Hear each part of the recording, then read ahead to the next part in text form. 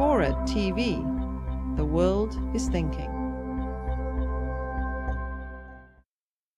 We don't really answer the question why doctors don't do as good a job as they could. We describe the scenarios by which they don't, and it's a pretty serious failure. Now, this is not an anti-doctor rant.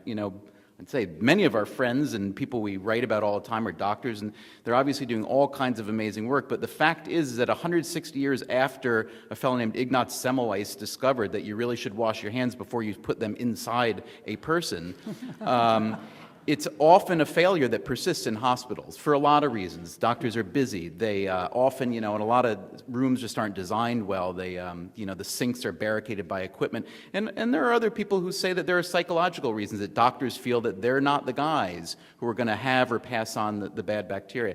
But what you do find is that there is also what you might call a perception deficit between how doctors think they do and how they do, as best illustrated by an Australian study not long ago where a bunch of docs were asked during a period of observation to keep track of their hand hygiene rate and then report it back to these researchers. And at the end of this period, the doctor's self-reported hand hygiene rate was 73%, which is not 100%, not perfect, but given all the constraints, you'd think not so bad.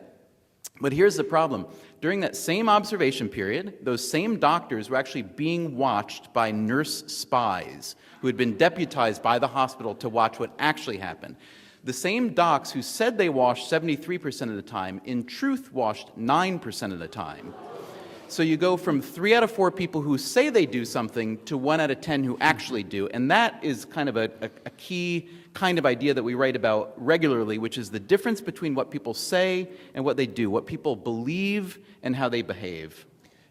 And I think one thing that's interesting is how one hospital, Cedars-Sinai, actually tried to solve this problem. They started with meetings and committees that were designed to solve the problem, memos that were sent around. It didn't work. They then went to wash your hands. Yeah. They then went to financial incentives where they would actually offer Starbucks cards to the doctors when they were seen washing their hands, and that did not work very well. The doctors actually started gaming the system, and whenever they saw the trackers around, would run to the sinks and try to get the $10 Starbucks cards, despite the fact they were making $300,000 or $400,000 a year in salary. But the thing that finally worked is that they got out petri dishes. And they had one of the head doctors, the big doctors all put their hands in a petri dish at a meeting that was about hand washing, and then they let the stuff grow for a week, and they came back. And what they saw was so disgusting that they actually decided to put it up as a screensaver in the hospital, on every computer in the hospital.